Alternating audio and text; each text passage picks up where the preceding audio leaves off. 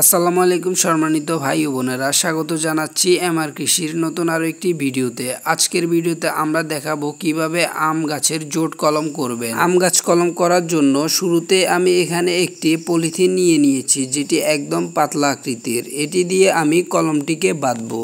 তারপর একটি কলম করার ছুরি নিয়ে নেবেন। আপনাদের কাছে যদি কলম করার ছুরি না থাকে তাহলে অবশ্যই একটি ধারালো ছুরি কিংবা ব্লেড ব্যবস্থা করে নিতে হবে। তারপর পেন্সিলের মতো সাইজের একটি উন্নত জাতের আমের ডাল নির্বাচন করতে হবে, যেটিতে কিছুদিনের মধ্যেই কুড়ি গজাবে। তারপর আমের চারাটির গোড়ার অংশ থেকে একটু উপরে কেটে ফেলবো এবং উপরের অংশটি ফেলে দিব। গাছটির মাঝ বরাবর কেটে ফেলার পর আমরা যে উন্নত গাছের ঢালটি নিয়েছি কলম করার জন্য সেটির সকল পাতা কেটে নিব।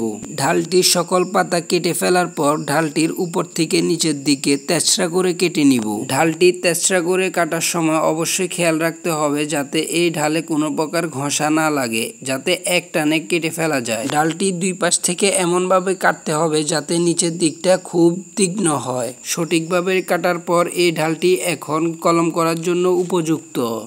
এখন আমরা কলম করার জন্য যে গাছটি নির্বাচন করেছি সেটির কাটা অংশ থেকে মাঝ বরাবর ধারালো ছুরি দিয়ে একটি ফাটল তৈরি করতে হবে। তারপর এই চারা গাছটির ফাটলকৃত অংশে আমরা উন্নত জাতের যে ঢালটি কেটেছি সেটিকে ভালোভাবে প্রতিস্থাপন করে দিব।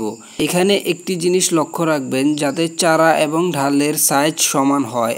জোড়া দেওয়ার পর দেখতে হবে উন্নত জাতের ঢালটি এবং চারা গাছটির ছাল যাতে একটা আরেকটার সাথে সমানভাবে লেগে যায়। জোর দেওয়ার পর কলমটিকে একটি পাতলা পলিথিন দিয়ে ভালোভাবে নিচ থেকে উপর পর্যন্ত পেঁচিয়ে দিতে হবে। কলমটিকে এমনভাবে পেঁচাতে হবে যাতে ভিতরে কোনো প্রকারে পানি না ঢুকে। কলম করার জন্য যে ঢালটি আপনারা নির্বাচন করবেন সেটি অবশ্যই পরিপক্ক হতে হবে। যদি পরিপক্ক না হয় তাহলে একটি পলিথিন দিয়ে কলমটির উপর দিয়ে ঢেকে দিতে হবে এবং গোড়ায় বেঁধে দিতে হবে। এর কিছুদিন পর ঢালটি থেকে কুড়ি গজাতে শুরু করবে। আজকের ভিডিওটি এই পর্যন্তই। পরবর্তী ভিডিও আসা পর্যন্ত সবাই ভালো থাকুন, সুস্থ থাকুন এবং এমআর কৃষির সাথেই থাকুন। ধন্যবাদ।